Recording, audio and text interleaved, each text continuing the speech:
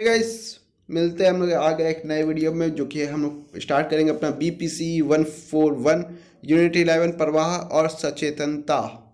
सचेतनता। तो चलिए स्टार्ट करते हैं। वीडियो को स्टार्ट करने से पहले आप लोग वीडियो को देखने से पहले और देखने के बाद बुक्स को हमेशा रीड करते रहो, जिससे कि आप लोग का चीज़ों को आप और बेहतर तरीके से समझ पाओ। ये सब वीडियो को देख करके आप एकदम मास्टर नहीं हो जाओगे किसी भी चीज़ के लिए। तो प्रवाह सर्वोत्तम अनुभूति। प्रवाह संप्रत्यय का उद्भव हेंगरियन अमेरिकी मनोवैज्ञानिक और क्लेड मोट ग्रेजुएट विश्वविद्यालय कैलिफोर्निया के प्रोफेसर मिहाली सिस्कजेट मिहाली के कार्यों से हुआ। उन्होंने पहली बार इस शब्द का पहचाना और गढ़ा। उन्होंने रचनात्मक क्षेत्र के लोगों या कलाकारों का अध्ययन किया जिसके काम को मनोरंजन गतिविधियों से जोड़ा जाता है, और नर्तक, चिकित्सक, एथलीट आदि। इन अध्ययनों के आधार पर उन्होंने प्रवाह की संकल्पना प्रतिपादित की। प्रवाह स्थिति को ऐसी स्थिति के रूप में परिभाषित किया गया था जहां व्यक्ति अपने द्वारा की जाने वाली गतिविधियों में पूरी तरह से संलग्न या तल्लीन हो। प्रवाह स्थिति को ऐसी स्थिति के रूप में परिभाषित किया गया था जहां व्यक्ति अपने द्वारा की जाने वाली गतिविधियों में पूरी तरह संलग्न और तल्लीन हो, तो एकदम फोकस्ड हो, डूबा हुआ हो अपने कार्य में, और बहुत फोकस हो। मान लो मतलब वो काम जो आप बहुत अच्छे से करते हो, बहुत ध्यान से करते हो और बहुत फोकस लगा करते हो, ये एक ऐसी भावना है जिसे गतिविधियों के दौरान एकाग्रता, संतुष्टि, पूर्ण तन्मयता, संलग्नता और सक्षमता तथा समय, अहम और शारीरिक जरूरतों का बोध नहीं करने से चिन्हित किया जाता है। जहाँ तुम्हें भूख ना लगे, प्यास ना लगे, किसी तरीके का कोई समझ ना आए, कोई अहम ना हो, कोई समय ना समझ में आए, है ना, तुम बस लग गए, वो बहता चला जा रहा है। पढ़ाई के क्षेत्र में किसी बहुत कम लोग का होता है, लाख में एक लोग कोई निकलता है पढ़ाई के क्षेत्र में। इसमें बाकी सब लोग मोबाइल के क्षेत्र में आज के समय में 96% तक लोग मोबाइल के क्षेत्र में घुस चुके हैं। 96,000 लोग मोबाइल ही है। जिसको मोबाइल दे दो तो वो उसमें डूब सकता है, समय भूल सकता है, वो अपने आप को भूल सकता है, खाना पीना और अपनी ज़रूरतों कुछ चीज़ों को भूल सकता है मोबाइल को। बहुत कम ही लोग, जो 4,000 है, वो किसी चीज़ों में, अन्य में, कोई बाइक बनाने में, कोई किसी चीज़ को सीखने में, कोई किसी चीज़ को उड़ाने में, कोई किसी चीज़ को तबाह करने में, और अलग अलग क्राइटेरिया में सब लोग है। बहुत कम ही लोग, उसमें से 1-2 लोग होते हैं जो पढ़ाई को में होते हैं। अपने सुप्रसिद्ध, और पढ़ाई में तुम लोग नहीं हो, बता दे रहा, अपने सुप्रसिद्ध शोध ग्रंथ flow the psychology of optimal experience में सिस्कजेट मिहाली ने प्रस्तावित किया कि प्रवाह की स्थिति में होने पर लोग सर्वाधिक खुशी महसूस करते हैं। मोबाइल चलाते वक्त तुम कितनी खुशी महसूस करते हो। यह व्यक्ति के काम में ऐसी भागीदारी का और फोकस है जिसके आगे कुछ भी मायने नहीं रखता। 1996 में उन्होंने इसमें जोड़ा, प्रवाह अत्यंत आनंदमय सर्वोत्तम अनुभूति है जिसमें गतिविधि के प्रति अत्यंत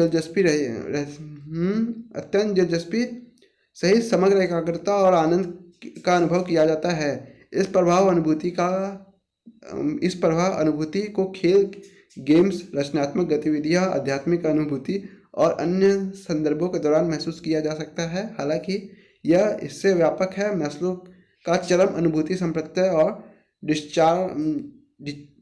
डिचार्म्स का उद्गम अवस्था विचार, प्रवाह और विभिन्न समानताएं साझा करते हैं।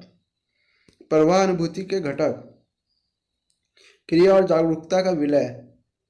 ठीक है, क्रिया और इस क्रिया के प्रति जागरूकता से विलय प्रवाह अनुभूति को निर्धारित करने वाली विशिष्ट विशेषताओं में से एक है। इसमें व्यक्ति अपनी क्रियाओं के प्रति बेहद जागरूक होता है, इसलिए वह उस जागरूकता का विचार नहीं करता। उदाहरण के लिए शतरंज के खेल में खिलाड़ी को अपने खेल की प्रत्येक चाल का पूरा ध्यान होता है, लेकिन वह इस जागरूकता के प्रति जागरूक नहीं होता। क्रिया और जागरूकता के बीच ऐसे विलय के लिए किया जाने वाला काम व्यक्ति के लिए पूरा करने के लिए संभव होना चाहिए, अर्थात इसे करने वाले व्यक्ति अपनी निष्पादन क्षमता के बारे में आश्वस्त होना चाहिए। बहुत लंबी चौड़ी बात है, ध्यान केंद्रित करना है। रुको। प्रवाह अनुभूति के घटक: क्रिया और जागरूकता का विलय, है ना। ये होना चाहिए, ध्यान होना चाहिए जो केंद्रित करेगा उस काम में, प्रवाह करने में। अहम का त्याग, अपने आप को छोड़ देना। आत्म में ये चीज़ होती है, ये करना है, वो करना है, वो करता है। अहम का त्याग का अर्थ है आत्मचेतना या व्यक्ति की पहचान और व्यक्तिकता का स्थायी परित्यजन है। मतलब कि हम ये करते हैं, हम वो करते हैं, हम ऐसे हैं, हम वैसे, उसको छोड़ करके उस काम में लगना। क्रिया और पर्यावरण पर नियंत्रण, अपने कार्यों और अपने पर्यावरण पर नियंत्रण का बोध प्रवाह का एक अन्य तत्व है। यह मुख्यतः प्रभुत्व की भावना नहीं है, बल्कि नियंत्रण नहीं होने की आशंका से परेशान नहीं होने की स्थिति है, जहाँ पे हाँ हमारे कोई चीज़ नहीं, समय जा रहा है, लेकिन ये काम बहुत इंपॉर्टेंट है। बहुत मुझे मज़ेदार लगता है। क्रियाओं की अवस्था, प्रवाह अनुभूति के रूप में परिणत होने वाली क्रियाओं में स्पष्ट होना, सामंजस्यपूर्ण या सुसंगत होने की विशेषताएं शामिल है। इसके अलावा इसमें अपने कार्यों के प्रति व्यक्ति की सुव्यस्त और सुस्पष्ट प्रतिक्रियाएं शामिल होती है। यह कार्य स्पष्ट रूप से परिभाषित होता है, व्यक्ति से उन चीज़ों को करने की अपेक्षा की जाती है जो लक्ष्य के अनुरूप या संगत हो। दूसरे शब्दों में लक्ष्य या संसाधन एक दूसरे के अनुरूप होते हैं। यहाँ लक्ष्य और साधन उसको एकदम लगता है कि ये एकदम मेरे लिए है, इसमें परवाह है, तो इसमें सुसंगत होना चाहिए। ठीक है। स्वात सुखाय प्रकृति, इसमें इसकी स्वात सुखा है, प्रकृति प्रवाह की सबसे विशेषताओं में से एक है। इसका अर्थ है कि यह स्वयं में ही प्रतिफल देता है और गतिविधि को अपने लिए किसी बाहरी प्रतिफल की जरूरत नहीं है कि हाँ बहुत ही प्रसन्न चित्त यार काम किया, मज़ा आ गया ये काम करके। कोई ऐसा नहीं कोई हमें बाहर वाला कोई पुरस्कार चाहिए, नहीं, अपने मन में वो अपेक्षा होती है बहुत अच्छा यार हुआ ये चीज़ है। उसमें तुम खेल हो गया, नृत्य हो गया, गेम, किसी को देखते होगे जो बहुत अच्छे से गेम प्ले करता है लेकिन वो मर जाता है, भले वो विनर चिकन डिनर ना पाए, लेकिन वो गेम प्ले बहुत अच्छा किया, वो कितना प्रसन्न चित्त रहता है अपने मन में, अरे वाकई आप गेम प्ले किए। भले ही उसको गेम ने नहीं किया, ना किसी और ने प्रेरित किया, वो अकेला था, अकेले रूम में खेल रहा था, लेकिन उसके अपने मन में कितनी गजब की भावना थी कि हाँ बहुत अच्छा खेला, वो क्या हिट शॉट था, कितने अच्छे तरीके से हमने ये किया, कितने अच्छे। ठीक है। कलात्मक ड्राइंग, तुमने ड्राइंग की और फिर तुम खुद प्रसन्न हो के 10 मिनट तक उसको देखे, वाह यार क्या काम किया, है ना। बहुत सारी चीज़ें होती है। समय का परिवर्तित बोध, हम सभी ने कभी ना कभी अनुभव किया होगा कि जब हम किसी चीज़ का आनंद ले रहे होते हैं तो समय कितनी तेजी से उड़ता हुआ प्रतीत होता है, और जब ऊब पीड़ा या तनाव के दौरान ऐसा लगता है कि समय बीत ही नहीं रहा है, घड़ी एक ही जगह रुकी हुई है। और जब हम किसी चीज़ में प्रवाह लीन हो जाते हैं तो समय कितनी आराम से बीत जाता है, कब समय निकल जाता है पता ही नहीं चलता है। प्रवाह और संलग्नता, क्या वह समान है? जब किसी चीज़ में तुम संलग्न हो जाते हो और जब तुम किसी चीज़ में प्रवाह में होते हो तो क्या ये दोनों समान है? तो हम बता देते हैं शायद नहीं है। प्रवाह को अक्सर संलग्नता के समार्थी के रूप में उपयोग किया जाता है। विभिन्न लोगों ने इन दोनों को परस्पर व्याप्त अथवा एक दूसरे के विस्तार के रूप में पाते हैं। दोनों में बहुत सूक्ष्म अंतर है। इन दोनों संप्रत्ययों के बीच समानताओं के कारण और जिस तरह से उनको संप्रत्यय किया जाता है, शोध साहित्य में इस बारे में अलग अलग परिप्रेक्ष्य है कि किसके कारण क्या होता है, अर्थात प्रवाह संलग्नता की ओर ले जाता है या प्रवाह संलग्नता का परिणाम है। इस बारे में निश्चयात्मक दिशा में ले जाने वाली कोई सुसंगत प्रयोग सिद्ध साक्ष्य नहीं है।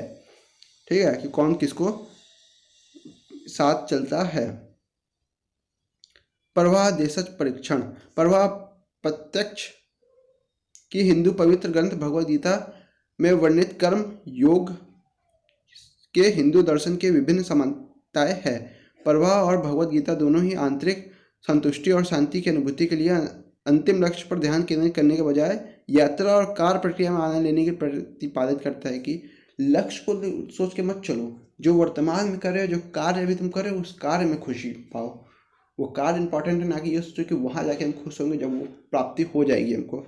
नहीं, उस रास्ते भर तुम आनंदमय रहो जिस रास्ते तुम चल रहे हो। भगवद गीता में भगवान कृष्ण अपने शिष्य अर्जुन को इस सिद्धांत का पालन करने का निर्देश देते हैं। कर्मण्यवाधिकरास्ते माँ फलेषु कदाचन माँ कर्म फले हेतु भरमा ते संयोगस्त्वकर्मणि। परिणाम के बारे में चिंता करने के बजाय अपनी ऊर्जा अपने कर्तव्य को सर्वोत्तम तरीके से करने में लगाए। कर्म का उद्देश्य प्रतिफल की आशा नहीं, बल्कि स्वयं कर्म ही होना चाहिए। कर्म का उद्देश्य यही होना कि यही कर्म ही हमारा मुख्य चीज़ है, ना कि हमें इसको किसी फल की आशा रखनी चाहिए। कर्मण्य कर्मण्य वाधिकारस्ते माँ फलेषु कदाचन माँ कर्म फले हेतु भरमा ते संगोस्त कर्मणि कर्मणि बुद्ध्योत्तो बुद्धो बुद्ध्योत्तो जहाति है उभय स्वीकृत दुष्कृते तस्मा तस्माघ्यो गाय युजस्व योग कर्मस्यु कौशलम। श्री कृष्ण वर्णित करते हैं कर्म के परिणामों की आसक्ति से मुक्त होकर, कर्म के परिणामों की आसक्ति मतलब जो हमें मिलेगा से मुक्त होकर हम जो कार्य करते हैं व्यक्ति उसमें श्रेष्ठता प्राप्त कर सकता है। मतलब जो काम तुम कर रहे हो, तुम पढ़ रहे हो तो तुम चाहो पढ़ने में बहुत श्रेष्ठता प्राप्त कर सकते हो, ना कि उस पढ़ने का एक लक्ष्य कि हमें रिजल्ट अच्छा आएगा। ठीक है, श्रेष्ठता प्राप्त कर सकता है। कर्म में यह उत्कृष्टता वस्तुत्व योग है। श्री कृष्ण स्पष्ट करते हैं कि व्यक्तिगत हितों की परवाह किए बिना काम करने से काम की भावना या काम की गुणवत्ता कम नहीं होती है। ठीक है, अपने व्यक्तिगत हितों की परवाह किए बिना काम करने से काम की भावना या काम की गुणवत्ता कम नहीं होती, बल्कि इसके विपरीत ऐसी स्थिति में व्यक्तिगत लाभों पर नज़र गड़ाकर काम करने की अपेक्षा हम काम करने में अधिक कुशल हो जाते हैं। मतलब अगर हम अपने हितों और चीज़ों को छोड़कर काम पे फोकस करें तो हम काम के बाद जो हमें चीज़ मिलेगी वो काम में हम बहुत अधिक कुशल हो चुके होंगे। परवाह का किसी भी तरह के कार्य में अनुभव किया जा सकता है। इससे गीता से अपने कर्तव्य के प्रति समर्पित व्यक्ति पूर्णता प्राप्त करता है के रूप में उद्धृत किया जा सकता है। परवाह के लाभ, परवाह के कई सारे लाभ होते हैं। दिमाग बहुत फोकस रहता है। परवाह हालांकि बेहद ही व्यक्तिगत और आंतरिक रूप से पुरस्कृत करने वाले अनुभव है, फिर भी इसके व्यापक सकारात्मक परिणाम है। सोच साहित्य में परवाह के जिन दो प्रत्यक्ष सीधे परिणामों में अक्सर चर्चा की जाती है उनमें आनंद और प्रसन्नतादायक तन्मयता शामिल है। ये दोनों चीज़ें बदले में व्यक्तिगत और काम के संदर्भ में विभिन्न लाभ सृजित कर सकती है। मनोरंजन और खेल गतिविधियों का अनुभव की गई आनंददायक तन्मयता कार्य क्षेत्र में विभिन्न महत्वपूर्ण परिणामों जैसे कार्य में बढ़ी हुई रुचि, सकारात्मक मनोदशा, भूमिका के भीतर और भूमिका के बाहर सर्वोधित कार्य व्यवहार, संगठनात्मक सहजता और समग्र शारीरिक के साथ साथ मनोवैज्ञानिक कल्याण से जुड़ी हुई है।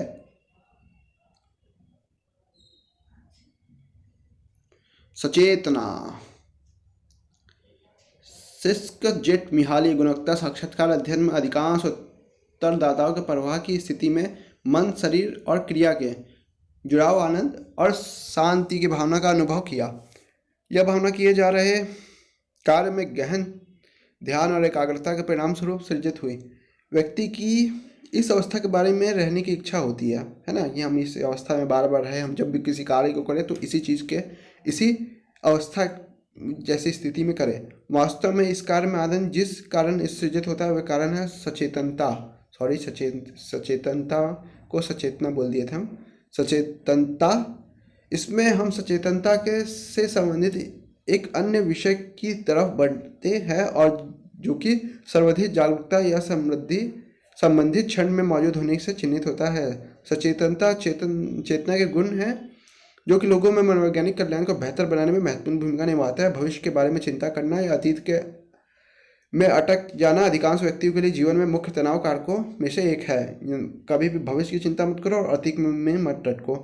ठीक है, जिससे अपराध बोध, खेद, आक्रोश, कष्ट, चिंता, कड़वाहट आदि जैसी नकारात्मक भावनाएं पैदा होती है। स्वस्थ मानसिक स्वास्थ्य के लिए जरूरी है कि व्यक्ति अपना ध्यान वर्तमान में केंद्रित रखे। हालांकि दिवास्वप्न चिंताएं अत्यधिक नियोजन व्यक्तियों द्वारा सचेत जागरूकता के बिना यांत्रिक रूप से कार्य किए जाने का कारण बनता है।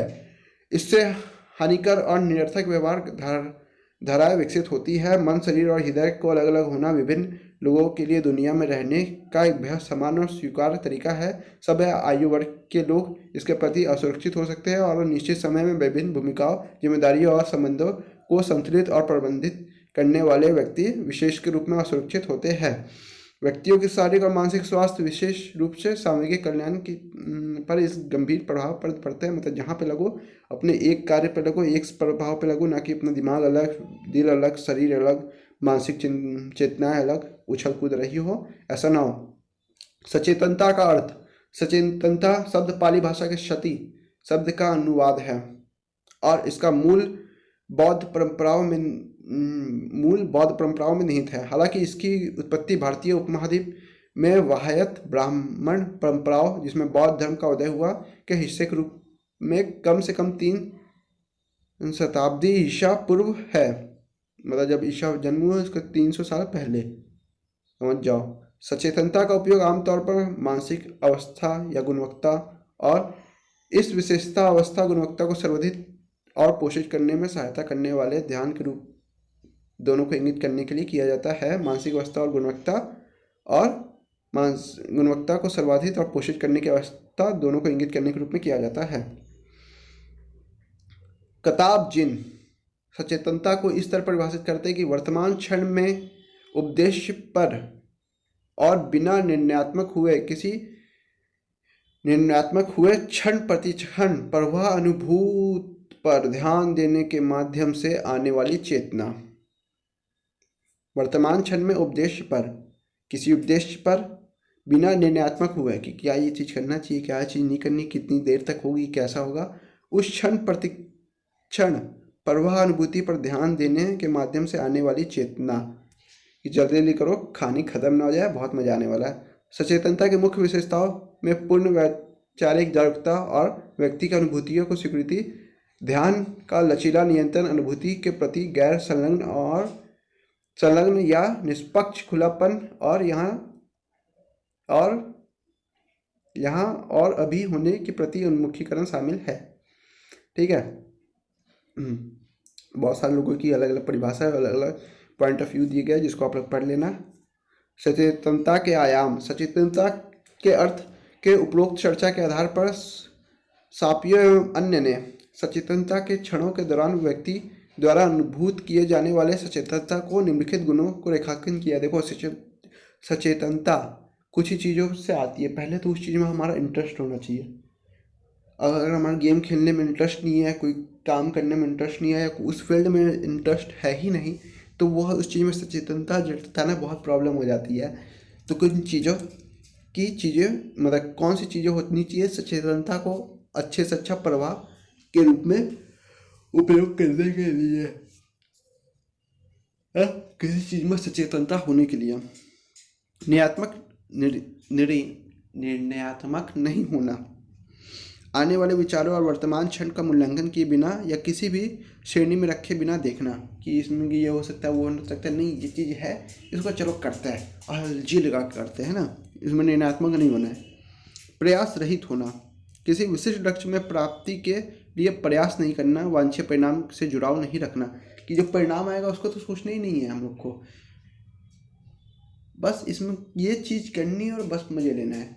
मतलब उसमें होता नहीं है ये चीज़ मिल जाए, किसी को बल्ब खोलना है, किसी को कुछ बनाना है, किसी को कुछ तोड़ना है ना, बस इसमें कोई लक्ष्य नहीं होता कि हमें ये चीज़ प्राप्त करनी है, लक्ष्य प्राप्ति के लिए प्रयास नहीं हो रहा है, बस करना है, बस ये चीज़ बहुत अच्छी है, इसमें करना है। स्वीकृति, उन्मुक्त होना और चीज़ें वर्तमान में जैसी है और उसे वैसे ही स्वीकार करना। हाँ ये ठीक है, ये काम करेंगे, इसी स्थिति से करेंगे, बहुत मज़ेदार है।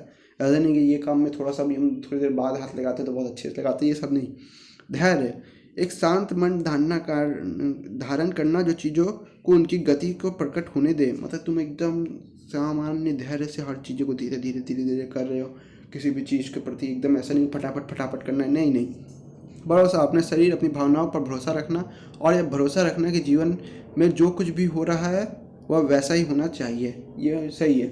कोई ऐसा नहीं कि अरे ये काम हमें मिल गया, वो काम हमें मिल गया, नहीं, बहुत अच्छी चीज़ मिली है, जो ऐसा चलता है वैसा होना ही चाहिए दुनिया में। ऐसा नहीं है कि आज हमारे साथ गलत हुआ या आज हमारे साथ अच्छा हुआ, जो होता है बहुत अच्छा चल रहा है, अगर वो नहीं होता तो आज ये नहीं होता। खुलापन, प्रत्येक चीज़ को ऐसा ग्रहण करना माने पहली बार हो रही हो, अरे वाह ये चीज़ तो ऐसी है, अरे वाह ये चीज़ तो ऐसी है, कोई बात नहीं है। कोई भी चीज़ को एकदम नए तरीके से लेना, कितना मज़ा आ रहा है ये चीज़ करने में, है ना, भले वो काम तुम 1000 बार पहले करते वक्त भी वैसी भावना रखे हो। पूरी तरह से वर्तमान क्षण में रहकर संभावनाओं को पहचानना, जाने देना, किसी भी विचार, भावना या अनुभव से जुड़ाव नहीं रखना, किसी भी चीज़ से ऐसे नहीं करे यार ये चीज़ नहीं हुई, मज़ा नहीं आया, ऐसा होना चाहिए था, वैसा नहीं, जाने देना। चलो आगे बढ़ते हैं। विनम्रता, कोमलता, करुणता और विचारशील होने का गुण। उदारता, बदले के लाभ से आसक्त हुए बिना प्रेम और करुणा के साथ वर्तमान में मौजूद होना कि नहीं नहीं कुछ मिलेगा, ये मिलेगा, वो सब नहीं। सहानुभूति वर्तमान में दूसरे की भावनाओं, परिप्रेक्ष्य और स्थिति को समझने का प्रयास करना। हाँ कि वो उसके साथ ऐसा हो रहा है, कोई बात नहीं, लेकिन ठीक है। ऐसा नहीं है कि उसके ऊपर हंसे हैं तुम्हारे साथ ऐसा हुआ है उसके साथ ऐसा ही होना चाहिए था, हैं नहीं यार कोई बात नहीं, सबके साथ होता है, बुरी अवस्था हो या अच्छी अवस्था हो, ठीक है। कृतज्ञता वर्तमान के प्रति धन्यवाद और कृतज्ञ महसूस करना कि जो है बहुत अच्छा हुआ, आज हम थे इस जगह इस काम के लिए, ये बहुत अच्छी बात है। प्रेम, कृपा, क्षमा, करुणा और बेहद प्रेम की भावना। सचेतनता के लाभ, ठीक है। सचेतनता और कल्याण का मानना है कि कल्याण में सामूहिक कल्याण जिसके सकारात्मक संवेग और जीवन के प्रति संतुष्टि का संयोजन शामिल है। मनोविज्ञान कल्याण जिसमें व्यक्ति अपनी उपलब्धियों के प्रति संतुष्ट जीवन में महान उद्देश्य रखने में विश्वास रखना और व्यक्ति के रूप में विकसित होना शामिल है। और ये सामाजिक कल्याण दूसरों के प्रति झुकाव की गुणवत्ता शामिल है नामक 3 डोमेन शामिल होते हैं।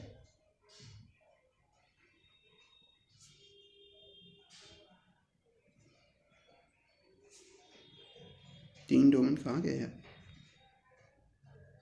ठीक है। सचेतनता और शारीरिक स्वास्थ्य, ठीक है। शोध अध्ययनों से पता चलता है कि सचेतनता ध्यान में बढ़ी हुई प्रतिरक्षा कार्य प्रणाली जैसे स्वास्थ्य लाभ मिलते हैं। बहुत ज़्यादा ध्यान रहता है तो हमारे शरीर के बहुत सारे हिस्से और बहुत सारे हार्मोन्स जो होते हैं बहुत सारे स्वास्थ्य के लाभ मिलता है। बेहतरीन नियंत्रण परीक्षण पद्धति, बहुत धीमे धीमे हम लोग काम करते हैं, उसमें दिमाग बहुत फोकस्ड हो जाता है उस परिस्थिति में।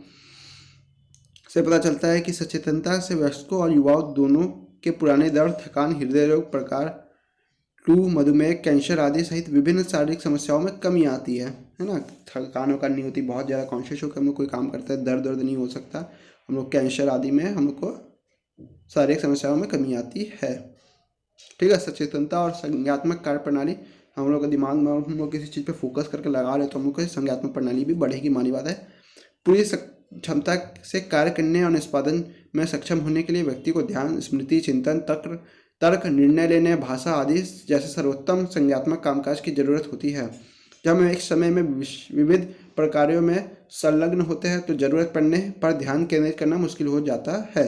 एकाग्र ध्यान व्यक्ति द्वारा मात्र बेहतर निष्पादन के लिए नहीं बल्कि मनोवैज्ञानिक कल्याण के बोध के लिए भी महत्वपूर्ण है। सचेतनता, सामूहिक कल्याण और मानसिक स्वास्थ्य, ठीक है। सचेतन को जब हम ध्यान लगाएंगे, दुख सुख से परे हटेंगे तो हमारा तनाव, ये सब चीज़ें बहुत स्तर कम होगा और हमारे क्रोध, आक्रोश और प्रेम की भावनाएं बढ़ेंगी और चीज़ों को पॉजिटिव वे में देखना भी बढ़ेगा। सचेतनता और सामाजिक कल्याण, ठीक है। व्यक्ति के परिवार, समाज और समुदाय के साथ स्वस्थ संबंध, कल्याण का बोध अनुभव करने का अभिन्न अंग है। अधुनिक से संबंध निर्माण में प्रभावी होने के लिए सचेतनता की भूमिका को उजागर किया है और संबंधित होने पर पारस्परिक समीपता की उच्च भावना को परिणाम स्वरूप किया है। इस क्षेत्र में शोधकर्ता सचेतनता और अंतर्वैयक्तिक व्यवहार के बीच कड़ी खोजने का प्रयास कर रहे हैं और सचेतनता संबंध जोड़ों को सचेतन प्रक्रियाएं और सचेतनता आधारित संबंध संवर्धन जैसे संप्रत्यय को परख रहे हैं कि कैसे कैसे चीज़ों, जब इसके मन में अच्छी सकारात्मक भावना होंगी तो इसके सामाजिक जीवन और कौशल भी प्रभावित होंगे और अच्छे परिणाम मिलेंगे। सचेतनता आधारित हस्तक्षेप, सचेतनता ध्यान को पश्चिमी में काबत जिन द्वारा लोकप्रिय बनाया गया है, जिन्होंने 1989 में मैसाचुसेट्स